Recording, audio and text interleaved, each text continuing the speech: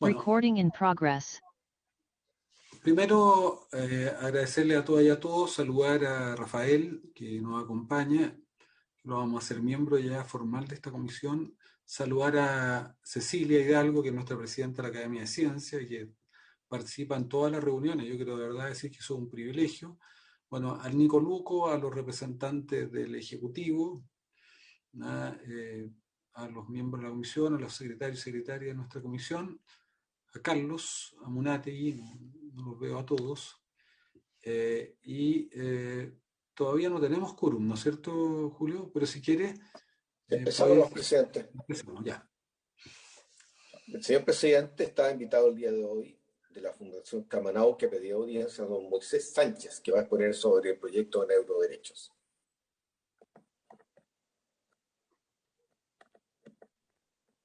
Don Moisés. Comenzamos ya, sí, ningún problema, Julio.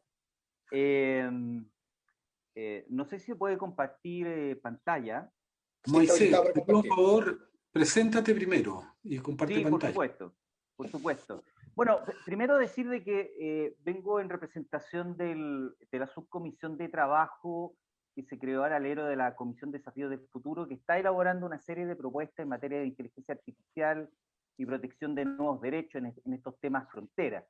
Y bueno, con mucho agrado nos ha tocado trabajar con Carlos Monati, Isabel Cornejo, Chiara Saracini, Flavia, Denis y tantos otros expertos que en una serie de reuniones que hemos tenido semana a semana hemos ido reflexionando sobre el tema de neuroderechos y también sobre otros temas interesantes que queremos proponer más adelante que tienen que ver con inteligencia artificial.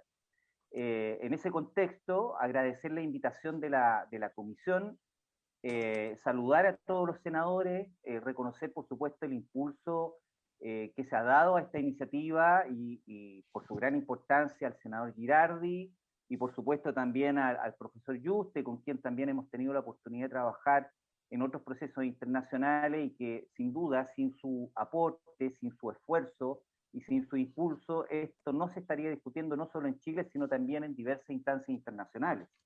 Así que, bueno, un saludo, Rafael, y gracias por liderar este proceso y esta iniciativa.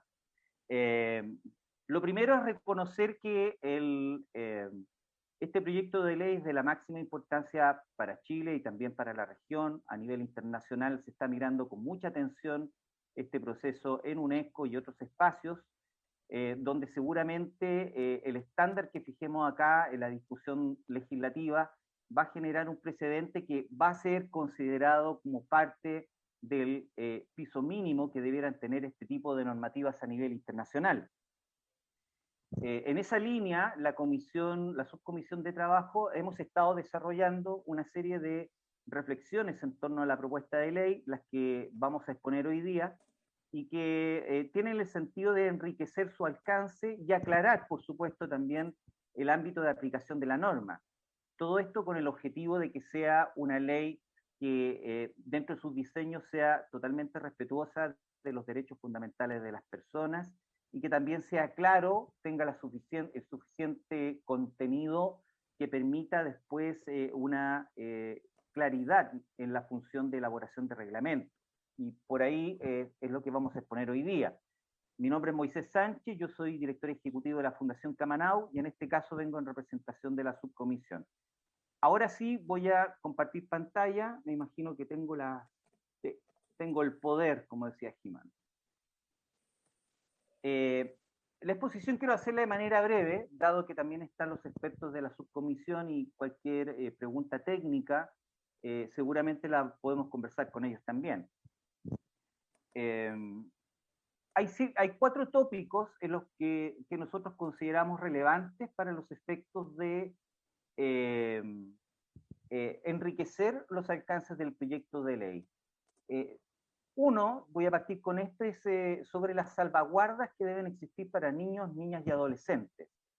Hay una serie de informes internacionales sobre neurotecnologías, como el caso de UNESCO, que han reconocido de que es de la máxima importancia amparar los derechos de los niños, considerando que la plasticidad cerebral es particularmente delicada en las etapas de desarrollo, en niños, niñas y adolescentes, y por lo tanto debieran establecerse consideraciones especiales.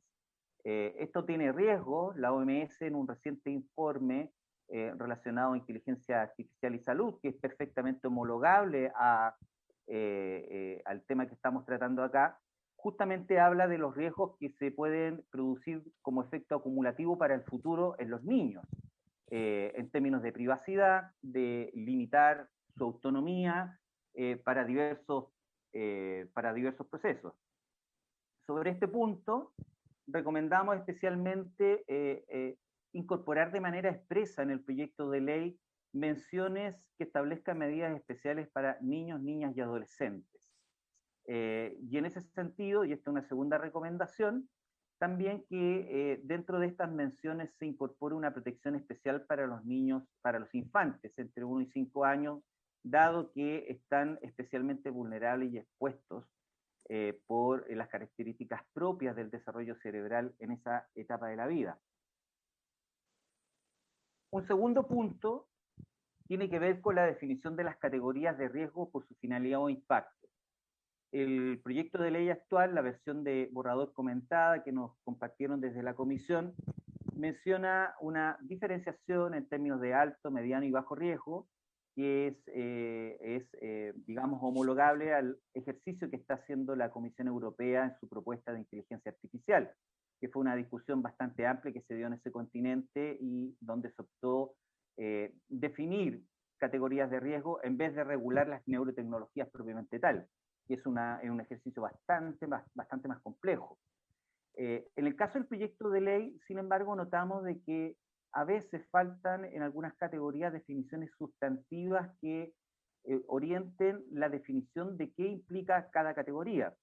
Tal vez las de alto riesgo están bien definidas, pero las demás, incluso hay una donde se hace una remisión a una autorización de una determinada autoridad, lo que significa de que en el fondo la definición de lo que es bajo riesgo quedaría en manos de la autoridad administrativa y tal vez sería bueno incorporar componentes sustantivos en la misma ley para orientar la labor reglamentaria.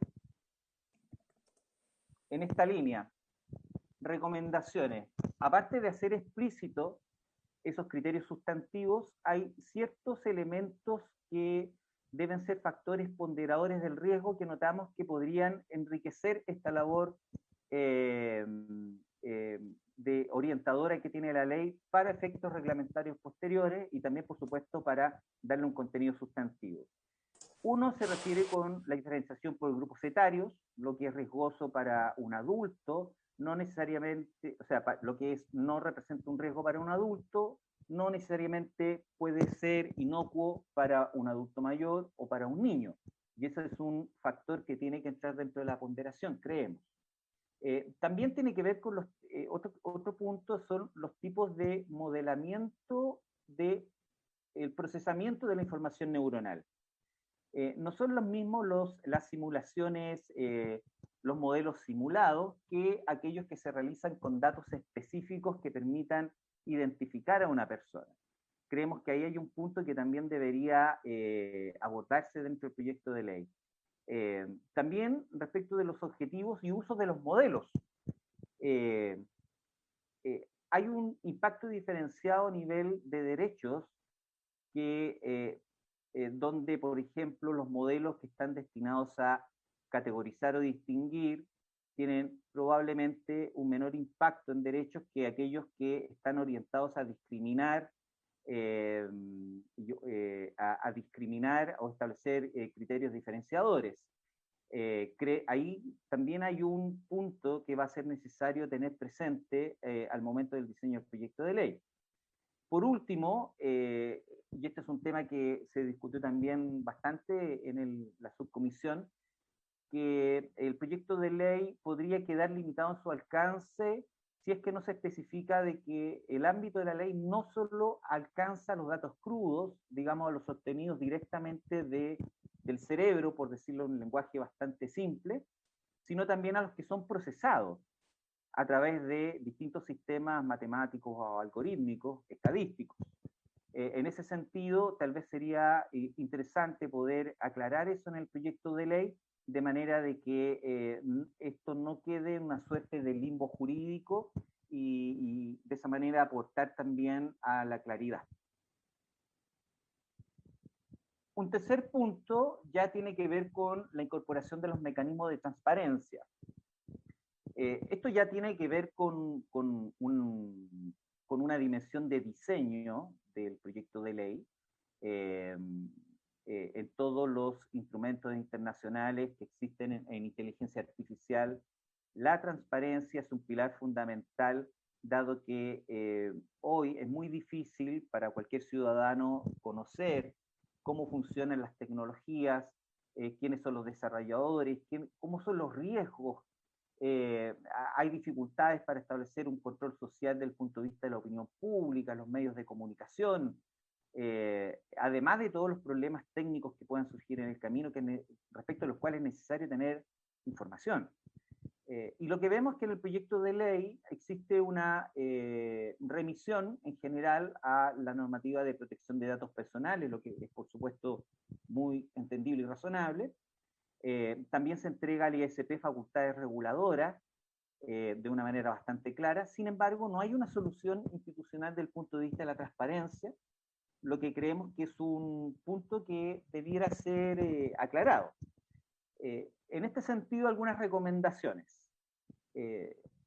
Por ejemplo, incorporar unas ciertas obligaciones de publicación proactiva, transparencia activa, como se le llama también, en la línea de lo que señala, por ejemplo, la OMS, que es un buen ejemplo y referente en materia de inteligencia artificial. Es decir, que exista transparencia respecto de ciertos procesos previos al desarrollo de una tecnología. Incorporar, por ejemplo, el criterio de transparencia por diseño podría ser muy recomendable en esta ley, y también una serie de otras obligaciones que podrían ser extraídas de documentos como la propuesta de la Comisión Europea sobre Inteligencia Artificial, incluso este mismo documento de la OMS, que fue publicado, dicho sea de paso, hace solamente un par de semanas. El segundo punto se relaciona con la mención expresa a los consentimientos informados como una herramienta de transparencia. Existen muchas razones por las cuales los consentimientos informados se transforman en una herramienta más clara y directa para poder enfrentar los desafíos que representan, por decirlo así, las intervenciones a través de neurotecnologías. Y por eso requieren una especial protección. Y eso sería un punto que, a juicio de la subcomisión, sería muy importante de abordar. Un tercer punto también se relaciona con la incorporación de los mecanismos de transparencia según las distintas categorías de datos, esos que mencionamos antes del dato crudo y el dato procesado. Si bien es cierto, existe una claridad respecto de que los usos de los datos tienen que ser cumplir estándares de transparencia, además de los respectivos en términos de protección de privacidad y datos personales. Respecto del dato procesado, también es conveniente establecer mecanismos de transparencia sobre no solo sobre los usos, sino también sobre los procedimientos realizados para obtenerlo, es decir, los procedimientos matemáticos, las metodologías y todo eso, porque de alguna manera un dato procesado podría también afectar los derechos de las personas. En cuarto punto, también, y aquí viene una solución de tipo institucional, creemos que es conveniente incorporar también competencias al Consejo para la Transparencia en este tema, dado que tiene una función reguladora y fiscalizadora que puede ser bastante útil, además de la que puede ejercer el ISP. Hay que recordar nada más que Chile es un país líder en materia de transparencia. La ley de transparencia de Chile es una de las más importantes de la región americana y que ha generado un impacto y una influencia continental que es clave, sobre todo por la relevancia que ha tenido el Consejo como modelo institucional que permite monitorear que se respeten el adecuado derecho de acceso a la información de las personas. En este sentido, Chile podría aprovechar ese liderazgo también para dar señales de que el tema de las neurotecnologías, además de ser un problema de privacidad y datos personales, también requiere una adecuada mirada desde la transparencia. Por último, y este es mi último comentario, tal vez para pasar después a una dimensión de conversación y compartir también con los expertos de la subcomisión que están presentes. También vimos de que era muy importante dejar en claro en el proyecto que se abarcaba no solamente las técnicas invasivas, digamos, por ejemplo, un chip cerebral, sino también a las no invasivas. Dejarlo claro en el sentido de una redacción que sea totalmente inopinable. Si uno ve lo que está sucediendo a nivel internacional hoy, las técnicas no invasivas son un mecanismo que está siendo privilegiado para, por ejemplo, los desarrollos militares. Si uno ve ARPA, que es una de las agencias americanas que están destinadas al desarrollo de investigación militar, de ciencia militar, gran parte de sus proyectos tienen por definición el uso de técnicas no invasivas, como algunas que buscan, por ejemplo, generar una comunicación entre cerebro y cerebro, lo que podría ser una telepatía. Estoy hablando de proyectos que están en curso y que están en desarrollo en este minuto. O otras que están buscando también generar sistemas de comunicación de la información cerebral con una suerte de alta fidelidad, por ahí los expertos me podrán corregir el lenguaje, lo que en cierta manera podría potenciar el uso de las tecnologías no invasivas. Y por supuesto, estas tecnologías no invasivas también tienen una incidencia fundamental en una serie de aplicaciones que tienen que ver con el bienestar, el comercio, el marketing, y bueno, son especialmente este tipo de tecnologías las que en general no están cubiertas por las normas propias de las prácticas médicas, por lo que tal vez sería recomendable hacer una mención expresa dentro del proyecto de ley. En ese punto, y con esto termino, tal vez dentro del texto incorporar mención a las técnicas no invasivas, con eso se podrían saldar dudas interpretativas en el entendido de que gran parte de las normas del texto legal remiten en general a los usos médicos y de investigación, pero a veces no queda claro el alcance que tienen respecto de las no invasivas. Entendemos que están en el espíritu, pero sería bueno dejarlo claro de una mejor manera. Y también un punto que tiene que ver con las técnicas no invasivas directas, que tal vez no se relacionan específicamente con neurotecnologías, como la estamos viendo, se refiere a aquellas que se usan para inducir cambios y alteraciones de conducta, como las redes sociales, que está muy relacionado con lo que decía el senador Girardi al inicio de la reunión en términos de la incidencia cada vez mayor que tienen las redes sociales en términos de adicción. Y de alguna manera también podría eso ser considerado a título como de una primera señal, como una técnica no invasiva dentro de este proyecto de ley. Con eso, simplemente agradecer a la comisión y dar el espacio también para abrir una conversación donde, por supuesto, mis compañeros de la subcomisión técnica que estuvimos trabajando estos temas pueden participar y aclarar cualquier punto que tenga que ver con menciones específicas de técnica, ciencia o arte, que a lo mejor no estaré en capacidad de señalar de manera tan precisa. Así que muchas gracias y bueno, quedo abierto a los comentarios y a la conversación. Bueno, a mí me parece que es muy interesante. Yo quiero agradecer a Moisés. Quiero un poco poner en contexto de qué se trata esto. Nosotros habíamos creado una primera comisión de inteligencia artificial que elaboró una propuesta que trabajamos fundamentalmente el año 2018, 2019, 2020, que dio origen a la Comisión de Inteligencia Artificial del Gobierno. En esa propuesta trabajaron muchos académicos, universidades, estuvo liderada por un Premio Nacional de Ciencia, que es José Rodríguez, que fue rector de la Universidad Santa María por lo menos 9 años.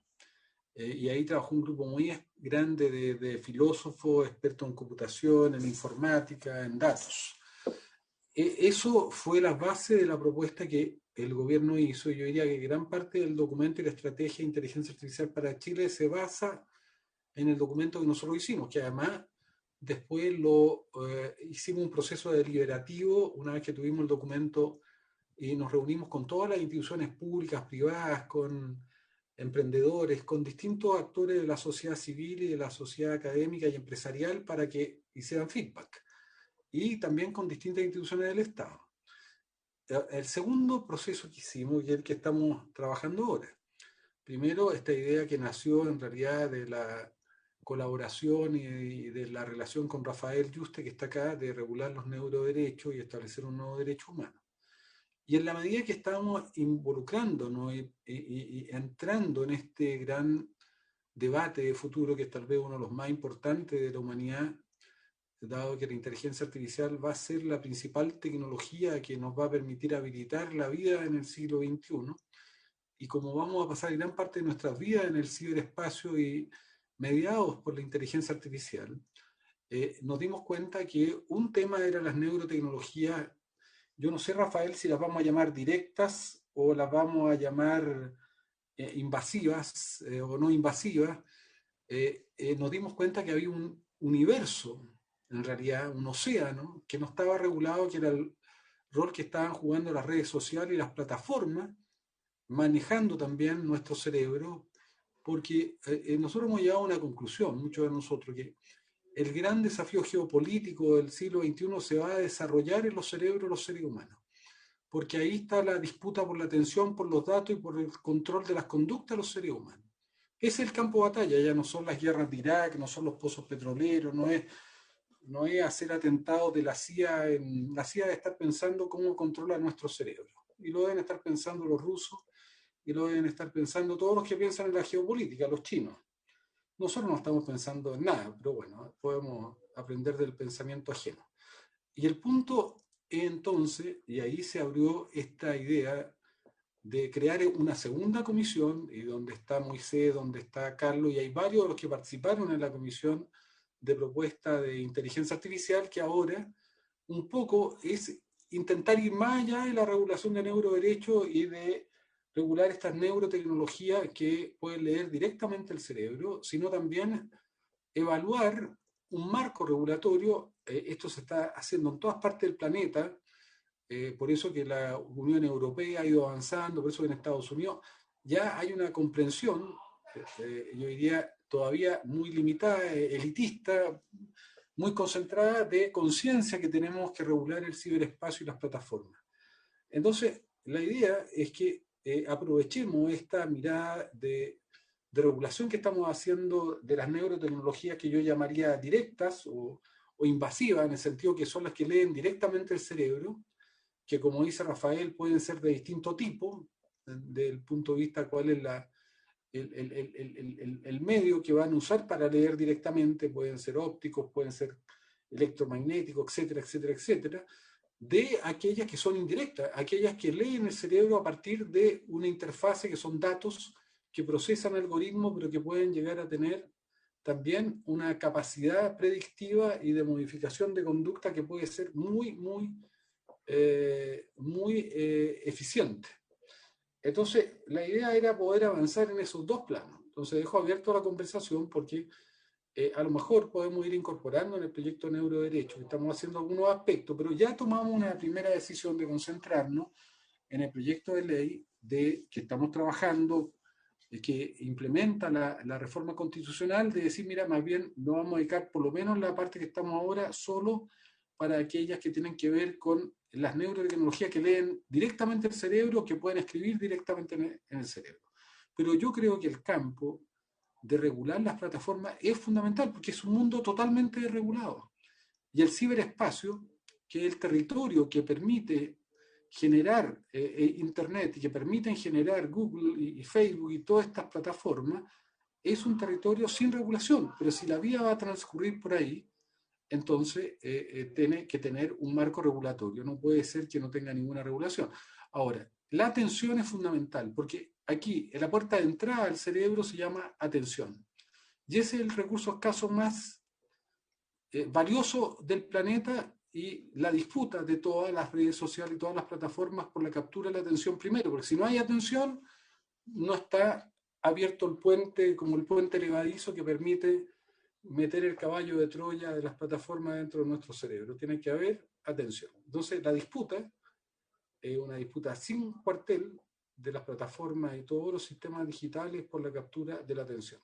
Y ahí es muy interesante porque están usando todos los mecanismos evolutivos de los sistemas de circuitos de premio o de refuerzo para que finalmente podamos dirigir y concentrar la atención en aquellos temas que las plataformas quieren que concentremos, porque si ponemos la atención, entonces tienen la posibilidad de entrar a nuestro cerebro, capturar datos, modificar conducta, liberar dopamina, etcétera, hacernos asiduos a determinadas lógicas. Entonces, yo dejo abierto la conversación porque me parece absolutamente apasionante y creo que esto es uno de los temas más complejos que hemos tenido. A veces se nos generan discusiones con Diego y con Jaime y con los que estamos trabajando, también con los asesores y asesores a los senadores, donde participa también, donde participa también Carlos Amunati y Lorena, porque estamos trabajando en una frontera que no tiene experiencia previa, no hay referentes. Entonces, bueno, dejo abierto la discusión porque nos parece que tenemos que avanzar en eso y no porque sea complejo y difícil y nuevo. Ahora, solo un comentario último, y Rafael podría después ayudar a ver cómo vamos a seguir. Tuvimos una reunión el viernes muy interesante con el Secretariado de Naciones Unidas, porque el secretario general de Naciones Unidas, interesado en este tema, convocó a un grupo de expertos, entre ellos Rafael, me invitaron a mí también, y era muy interesante porque habían expertos de distintos rincones del planeta, interesados en Naciones Unidas en justamente plantearse estos desafíos que son muy importantes. Y también hace una semana atrás hicimos este encuentro con el NIDA, con el Instituto Norteamericano de Dependencia de Drogas, el más importante del planeta, con la Universidad de Columbia, con Rafael, con algunos de los expertos más importantes en adicciones, y nosotros nos interesa mucho el tema de la adicción a las plataformas, a los videojuegos, a todo esto, porque en la medida de que somos adictos a la dopamina y tenemos un cerebro hiperestimulado hoy día, que nunca tuvo la estimulación de información que tuvo en el pasado, bueno, estamos con pulsos de dopamina, somos como un cerebro dopamínico, totalmente dopaminizado. Y adictizado a esos estímulos. Entonces, bueno, todos estos temas son temas que requieren información, investigación, pero que es el camino que nosotros tenemos que tomar para ir abriendo camino. Entonces, abro la palabra, no sé si Rafael quisiera agregar algo. No, simplemente comentar que esto de las Naciones Unidas demuestra un poco la importancia histórica de lo que está ocurriendo en Chile, porque el caso práctico de la regulación de neuroderechos y de neuroprotección ahora mismo en el mundo es esto que estamos discutiendo aquí en el Senado.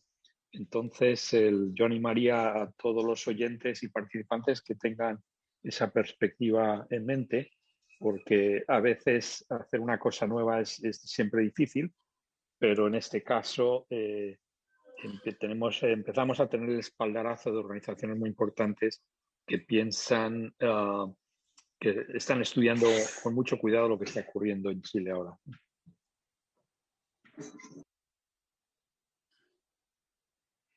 Ofrece la palabra, chicos. Diego. Gracias, señor presidente. Primero que todo, muy buenas tardes. Por su intermedio también saludar a los demás senadores.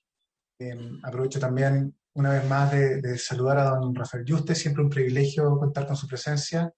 Y a los demás contertulios que en general nos encontramos en esta muy buena instancia, Carlos, Lorena, y en particular ahora también agradecer al señor Moisés Sánchez por su exposición. Quisiera plantear al respecto un par de puntos.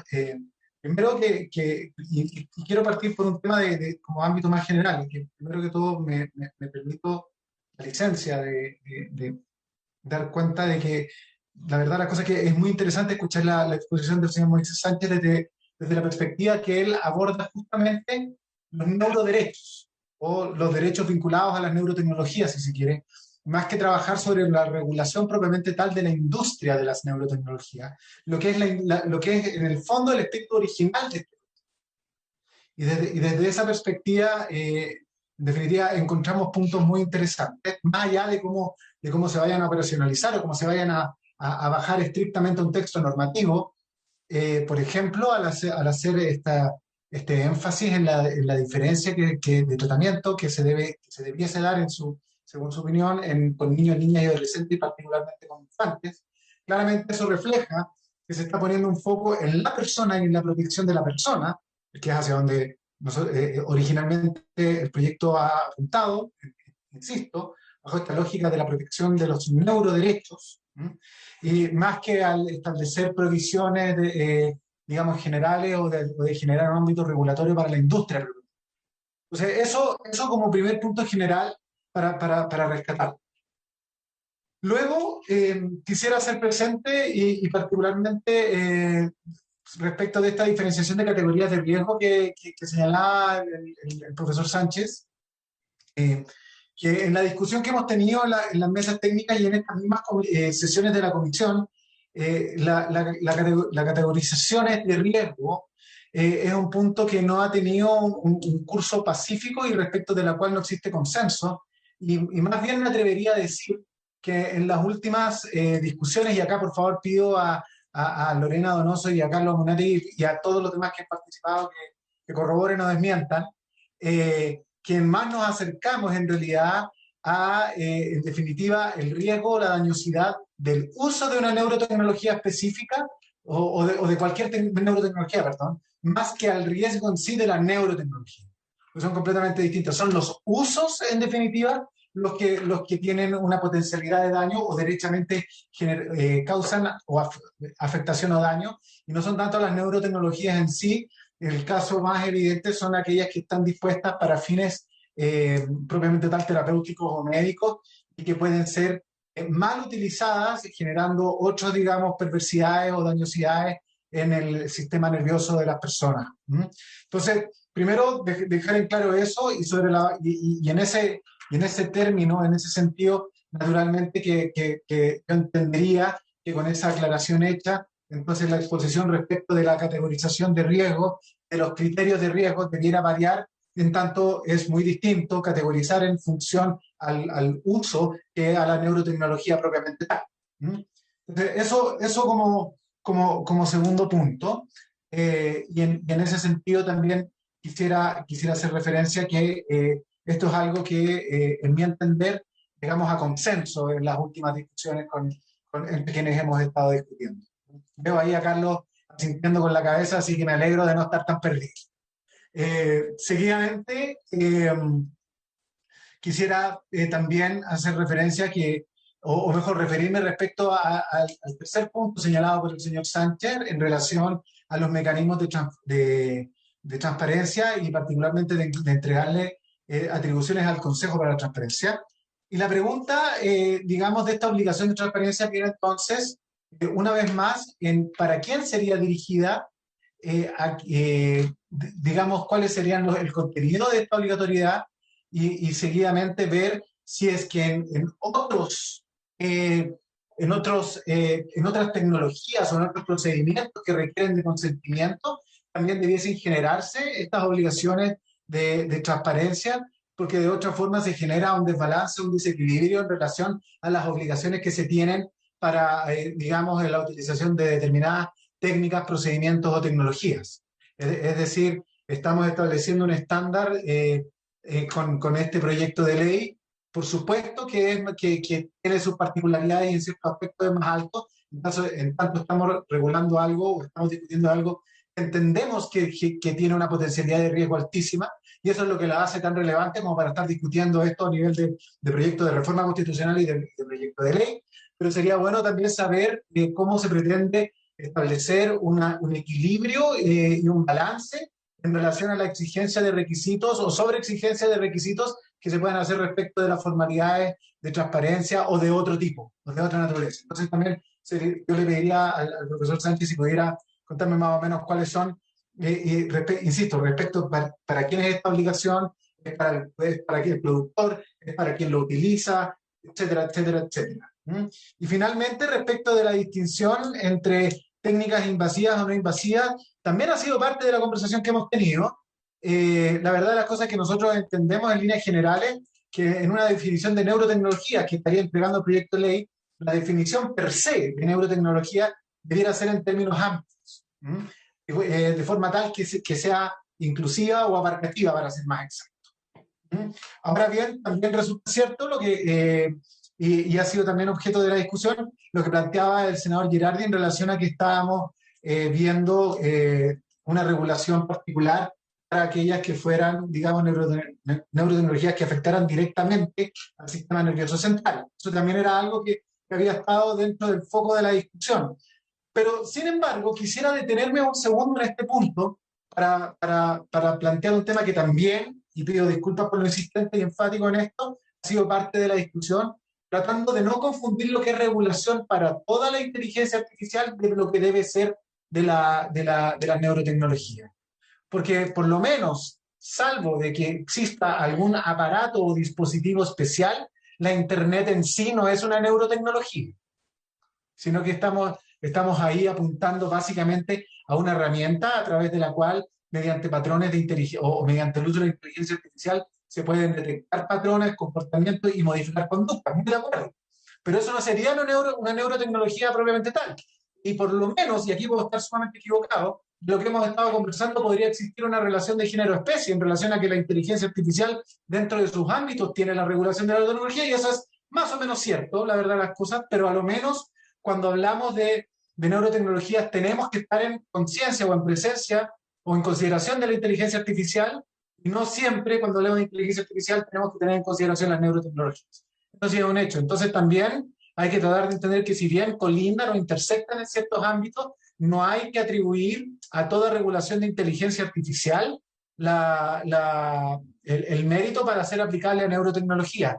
Y de hecho, y con esto concluyo, esa es una de las razones por las cuales tomamos el acuerdo de no referirnos a neurotecnologías prohibidas de alto riesgo y las otras, digamos, sino que nos fuimos directamente a lo que son los usos.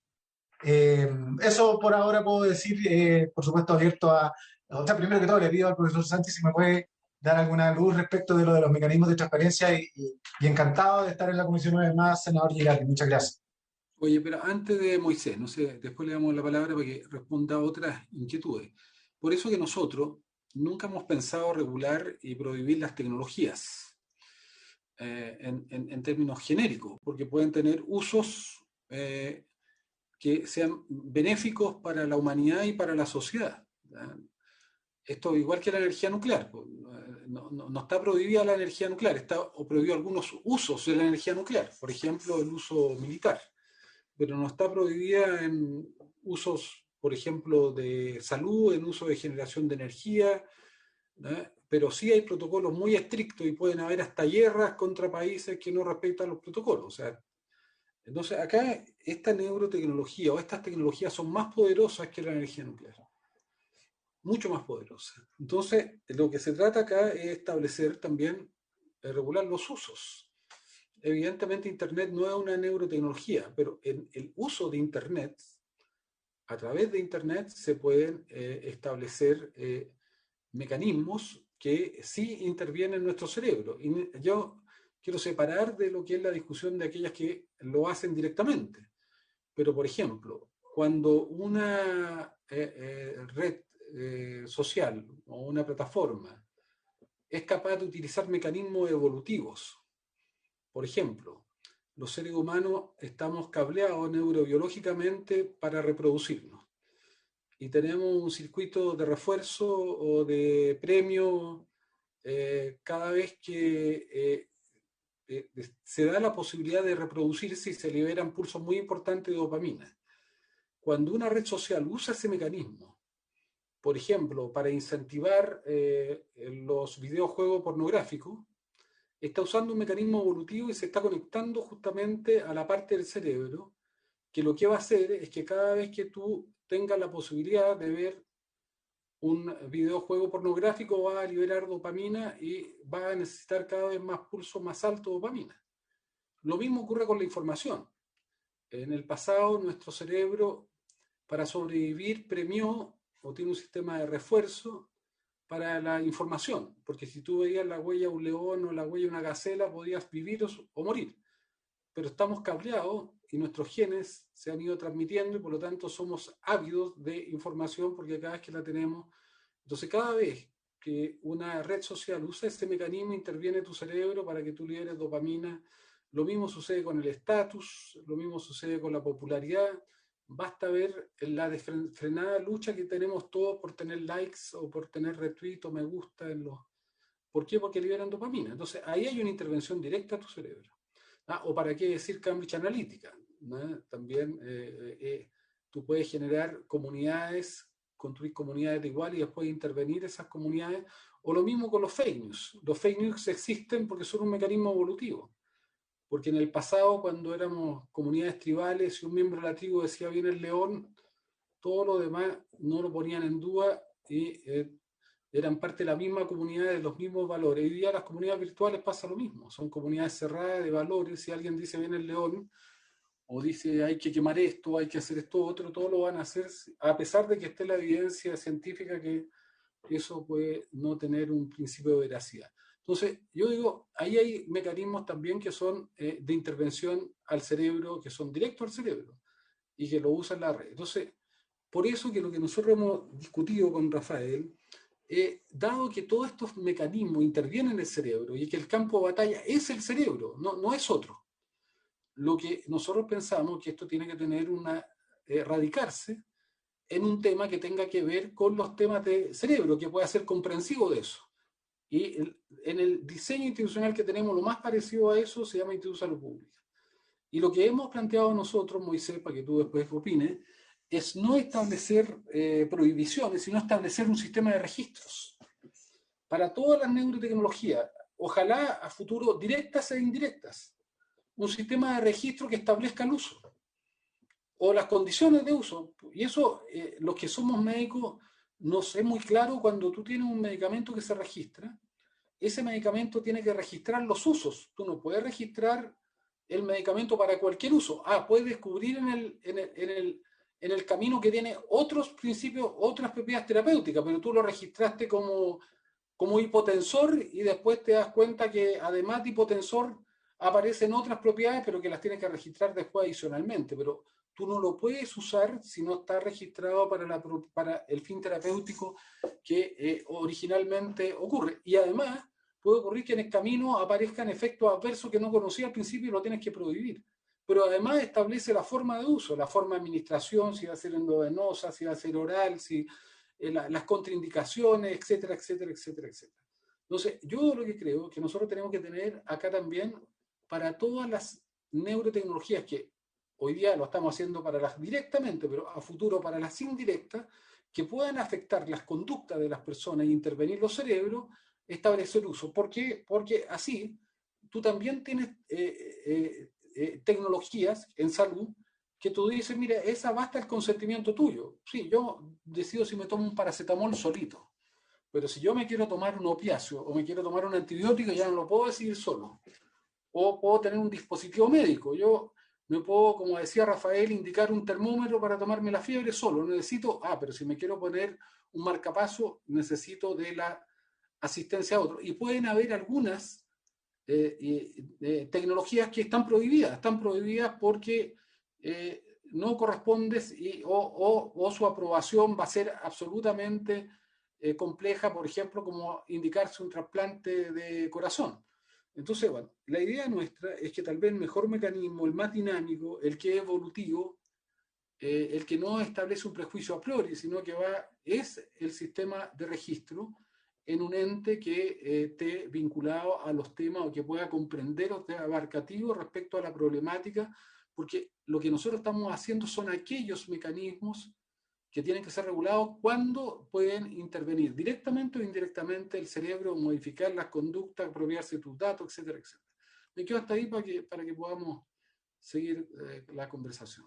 Y por lo tanto, todo el tema de las tecnologías peligrosas, no peligrosas, estarían establecidas al momento del registro y la definición de su uso y quién decide si basta el consentimiento único de la persona o se requieren condicionamientos adicionales o lisa y llanamente está prohibida.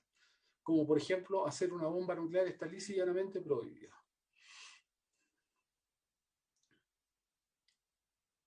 Moisés, si quieres te damos la palabra y no sé si alguien la quiere tomar. Está Felipe ahí en la biblioteca que también está interesado. Está Carlos también ahí que pidió la palabra, como participó Carlos de estas reflexiones, tal vez por ahí nos puede comenzar él y después yo tomo algunos puntos que me preguntaron respecto a la transparencia. Bueno, muchas gracias, querido amigo, querido Moisés. La verdad, además tu presentación no solamente, o sea, además me encantó, la encontré muy bien estructurada. No solamente el documento quedó muy bien, sino que la presentación quedó impecable.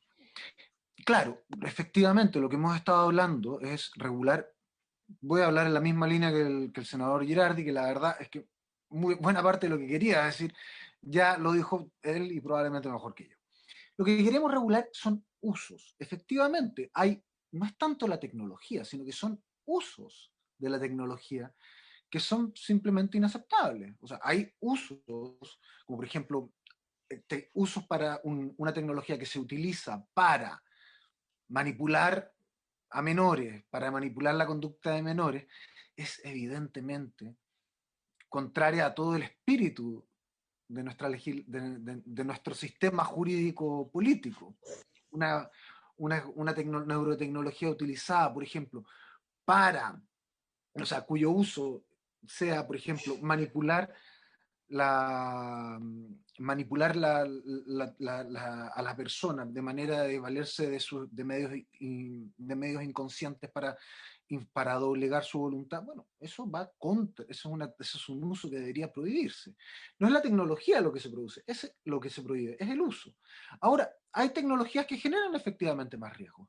Y aquí se apuntó a varios aspectos críticos, por ejemplo, tecnologías que vayan a ser utilizadas preferentemente, por ejemplo, en infantes.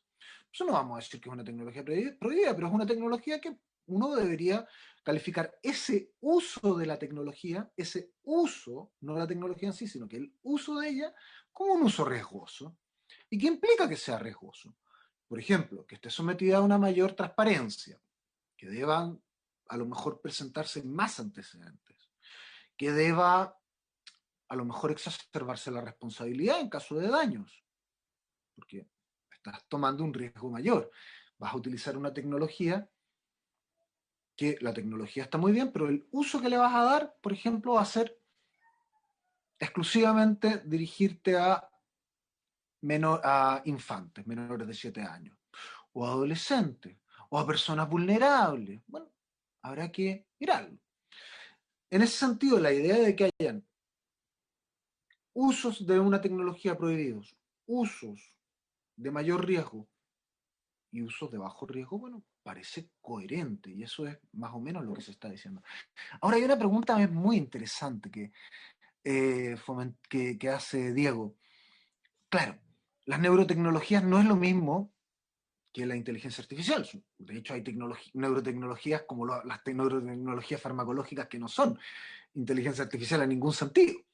Lo que sucede es que a lo menos buena parte de las neurotecnologías que buscan recabar datos del sistema nervioso central para poder ser interpretados van a valerse de mecanismos de inteligencia artificial, porque ante el enorme número, la enorme cantidad de datos que se genera, no hay otra manera de aproximarte a esa ingente cantidad de datos que con inteligencia artificial.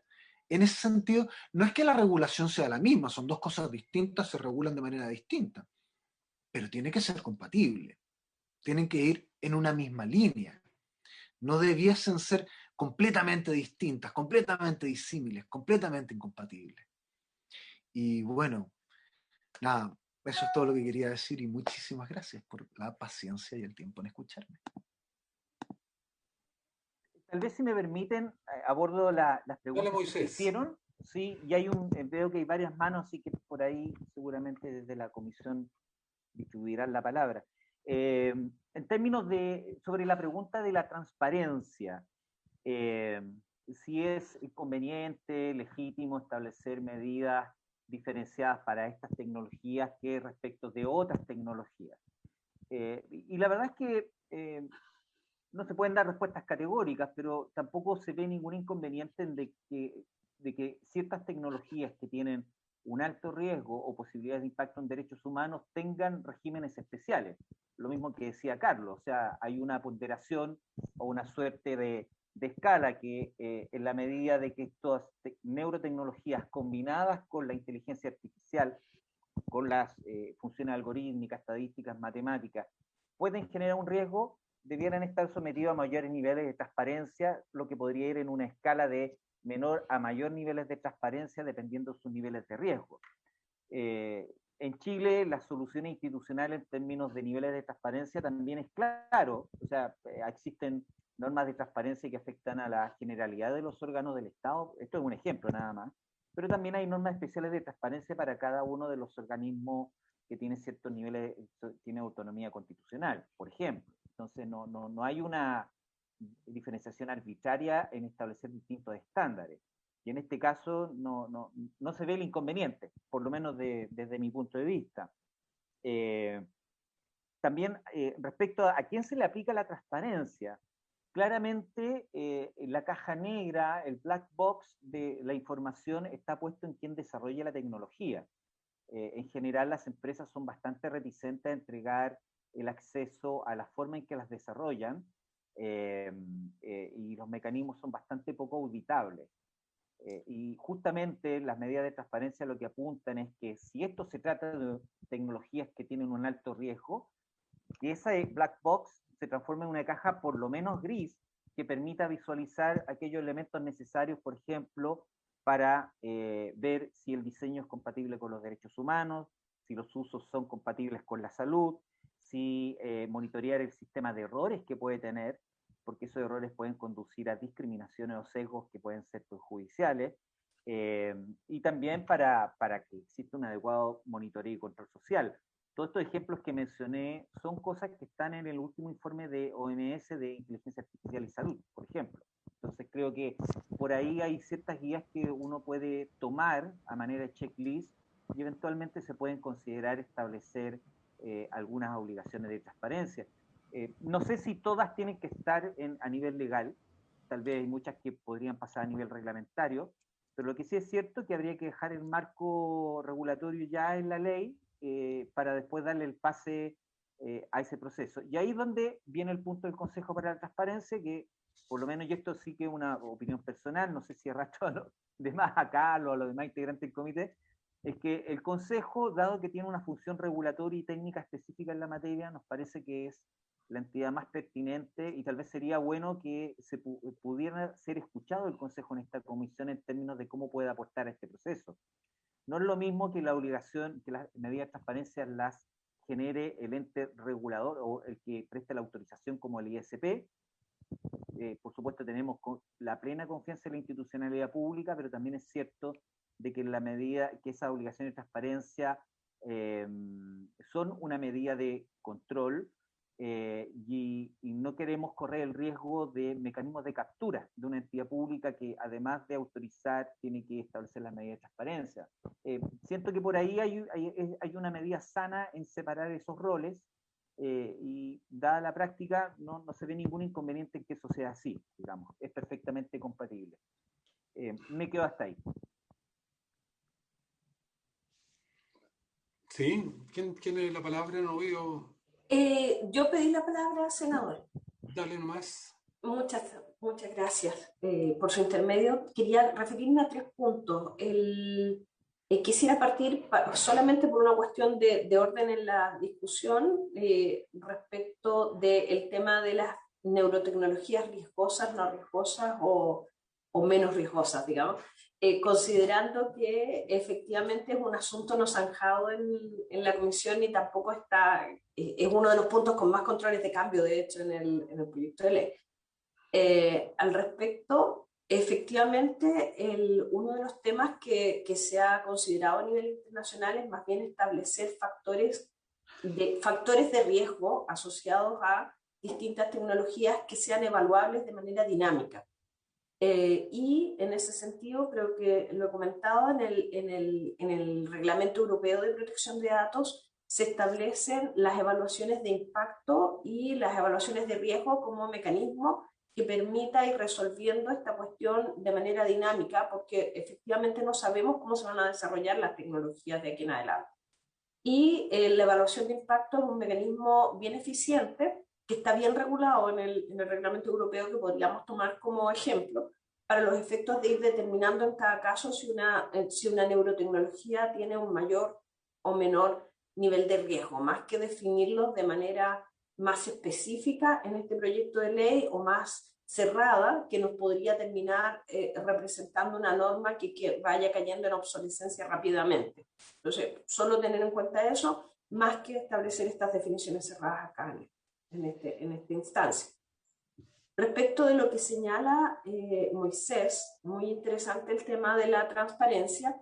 Efectivamente, a nivel internacional en materia de protección de datos, cuando se producen tratamientos de datos personales a través de algoritmos o a través de tecnologías, se impone una obligación especial de información. Yo no quisiera hablar de transparencia porque se nos puede confundir con el acceso a la información pública que está regulado en la ley 20.285, sino que se refiere más bien a deberes especiales de información, que lo hemos tratado en la comisión que ha visto el proyecto de ley, en el comité técnico, con estos deberes especiales de información, que la información debe ser específica y debe ser además completa, la información para los efectos, tanto para los efectos del consentimiento de parte de la persona que pueda estar accediendo a la neurotecnología, como de la autoridad que le corresponda autorizar o limitar el uso de esta tecnología.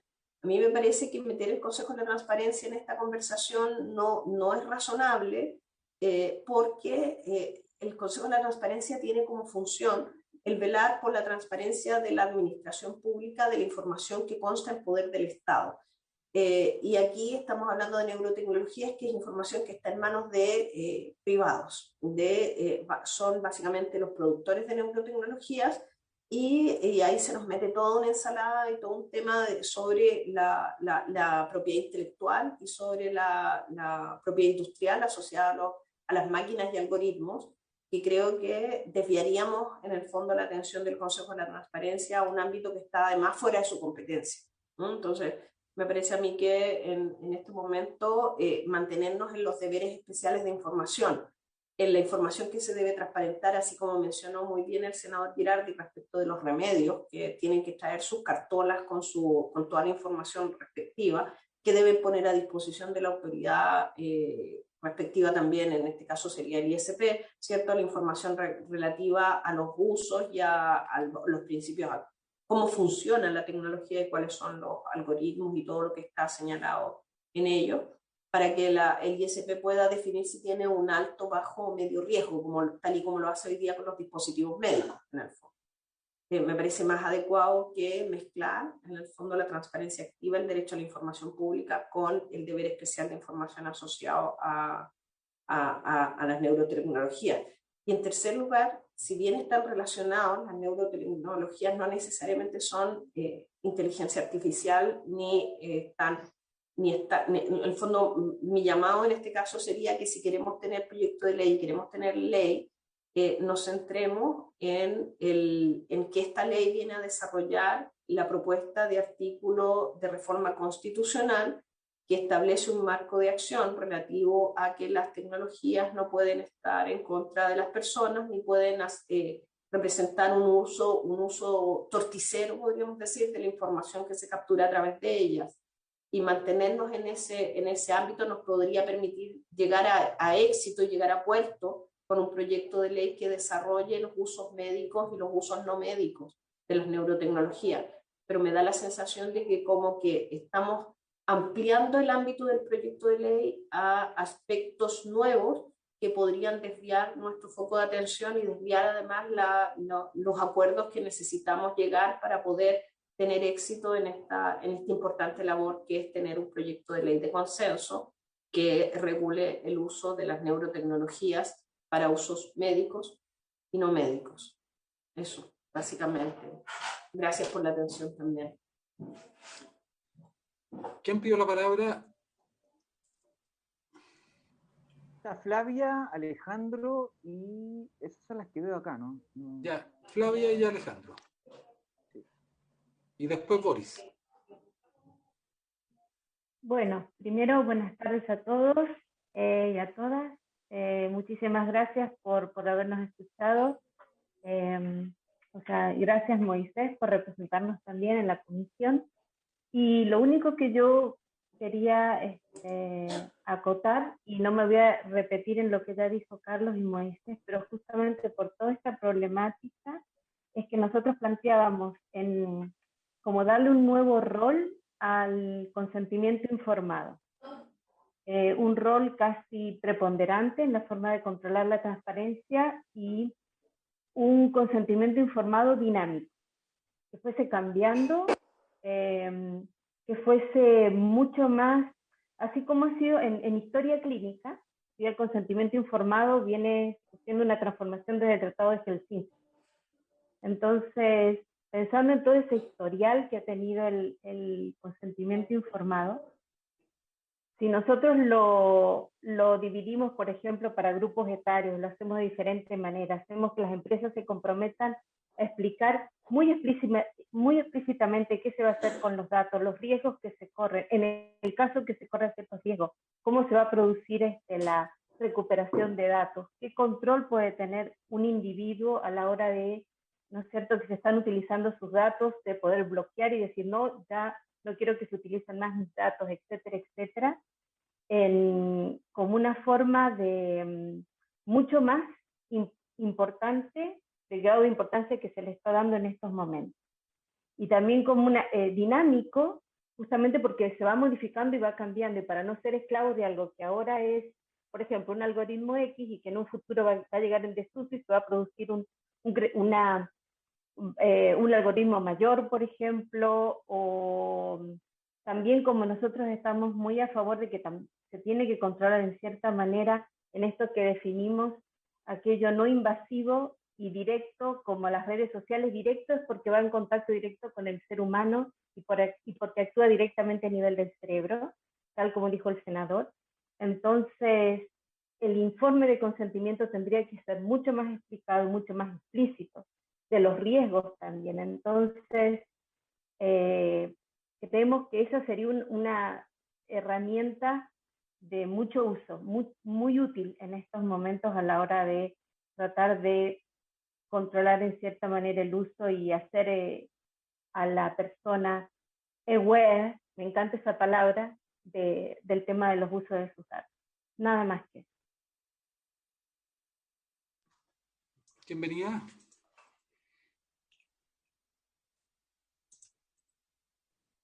Alejandro y después Sí, Alejandro y Boris, ¿les parece? No sé si me escuchan, ¿me ven? ¿Me escuchan, me ven? Perfectamente. Te escuchamos y te vemos Que se perfectamente. escucha. Bien. Un saludo a todos. Me presento, soy Alejandro González, encargado legislativo del Consejo para la Transparencia. Antes que todo, agradecer en este caso la invitación, la convocatoria a este interesante proyecto de ley que nosotros como Consejo hemos ido monitoreando desde hace ya un tiempo. Y haciéndome un poco cargo respecto a lo que plantea la académica Lorena Donoso, es cierto lo que señala en relación a que la ley 20.285 efectivamente se refiere al acceso a la información pública, es decir, aquella información que se encuentra en poder de las instituciones de la Administración General del Estado.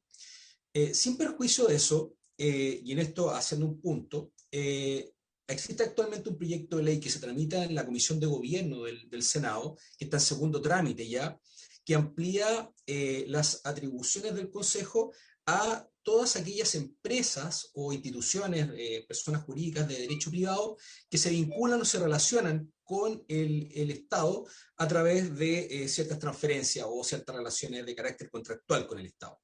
Entonces, a partir de eso va a haber un cambio de paradigma en el caso de que este proyecto llegue a buen puerto, se transforme en ley, así como lo está haciendo este proyecto de ley, en que eventualmente sí podrían conversar ambas iniciativas. sin perjuicio de eso, y para no extenderme más en eso, porque esto le corresponde más a las autoridades directivas del Consejo, señalar que nos entregamos toda nuestra colaboración para tanto la comisión o lo que nos requieran del Consejo para poder eventualmente analizar o apoyar desde el punto de vista del Consejo en las indicaciones que apoyen en materia de transparencia, tanto activa como lo que se plantea un poco en el proyecto, lo que se planteó en la exposición inicial, y reiterar eso, nuestra colaboración y prestar toda nuestra ayuda en ese ámbito. Así que ese era mi aporte en ese punto. Muchas gracias. Boris, parece. Sí, muy buenas tardes. Un privilegio poder participar también de esta discusión. Quisiera tomar la palabra agradeciendo... Bueno, te pido favor, preséntate ¿Sí? para que sepan de dónde estáis hablando. Perfecto. Mi nombre es Boris Lucero, soy de la Universidad Católica del Maule, director del Centro de Investigación en Neuropsicología y Neurociencias Cognitivas. Y bueno, en ese mismo rol nosotros hemos utilizado electrofisiología, electroencefalografía particularmente, y ahí yo quería entregar un contexto desde ese punto de vista a la discusión, en el sentido de que hoy día existen dispositivos bastante accesibles. Acabo de copiar en el chat la página de uno de ellos, es un ejemplo entre varios otros que existen.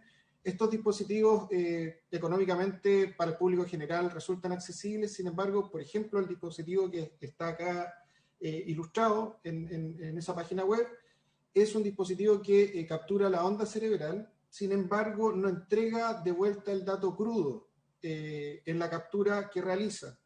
Si yo quisiera obtener el dato crudo, el raw data, necesitaría comprar una licencia anual, y esa licencia da además espacio para que esta empresa almacene en una nube los datos de la onda cerebral. Si yo, por ejemplo, la quisiera ocupar en el laboratorio de las personas que participarían en la investigación, si yo utilizara este tipo de dispositivo y además quisiera ver el dato crudo, que es el que me sirve para tomar los análisis, ¿no es cierto?, en la investigación, necesitaría conceder a la empresa de algún modo, comprándole esta licencia, los datos para el almacenamiento en nube, que ellos lo ofrecen como una posibilidad más segura de tener, digamos, los datos para la investigación contenido en ese repositorio. Entonces, con esto yo lo que quería era simplemente hacer un punto en términos de contextualizar la discusión, porque efectivamente yo creo que esto merece un puente con la ley de protección de datos personales, pero que también involucra neurotecnologías que hoy día son de posibilidad de uso amplio y masivo, y que efectivamente no tienen también una transparencia en cómo se manejan los datos necesariamente, y también existen varias limitaciones en cómo acceder a esos datos para los usuarios de este tipo de dispositivos. Por lo tanto, existe esto, una realidad, y quisiera desde ahí contextualizar en términos de que esto requiere normas, requiere que haya alguna directriz y que esté especificado, porque podría ser utilizado en distintos ámbitos. Puede ser aplicado en videojuegos hoy día o mañana, la tecnología está para eso, en casas inteligentes, en diferentes aplicaciones, tanto recreativas como académicas, tiene gran potencial. Sin embargo, tienen vía libre, por así decirlo, para manejar un dato, en este caso fisiológico, que quedaría, digamos, sin resguardo. Solamente, entonces, quería hacer ese contexto en términos de lo que se está discutiendo. Me parece muy importante este puente que se está planteando con la ley de datos personales en términos de estas neurotecnologías hoy existentes. Muchas gracias.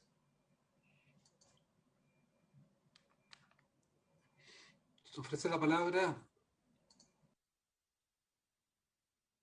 Bueno, yo les quiero hacer una proposición a Moisés y al equipo ahí, y a Carlos. ¿Por qué no empezamos a garabatear un poco alguna idea en papel sobre lo que podría ser un mecanismo de regulación, un poco para el placer intelectual primero y después estético de disfrute, y después lo traducimos en una cosa más concreta y vemos su viabilidad, ¿les parece? O sea, traducir estas conversaciones y ahí Carlos, dado que está en la playa y tiene mucho tiempo ahí con el estímulo del universo, del mar, de los vientos, a diferencia de nosotros que estamos, podrías tú empezar a garabatear un poco algunas cosas, ¿te parece? Ya, y lo otro es que vamos a avanzar, y están invitados los que quieran participar, vamos a avanzar en esta idea de estos días, de aquí al viernes, de avanzar en la redacción final del proyecto que estamos discutiendo para que lo podamos votar el lunes, porque ya nos hemos dado hartas reflexiones, ya, yo creo que ya tenemos bastante claridad como, y bueno, y si estamos de acuerdo está bien, y si no, también está bien. Yo creo que Rafael nos ha propuesto un marco que a mí me parece muy interesante, que un poco lo ha respaldado también nuestro equipo técnico ahí, liderado por Moisés, está también la Universidad Católica respaldando esa idea. Entonces ya tenemos un marco referencial, ¿no? de cómo ir avanzando, porque esto es totalmente nuevo, no tiene precedente. Entonces, como se está haciendo camino, hay que tomar definiciones, ¿no? Y tenemos que ir creando nuevos instrumentos e instituciones. ¿Les parece? Ningún problema, senador.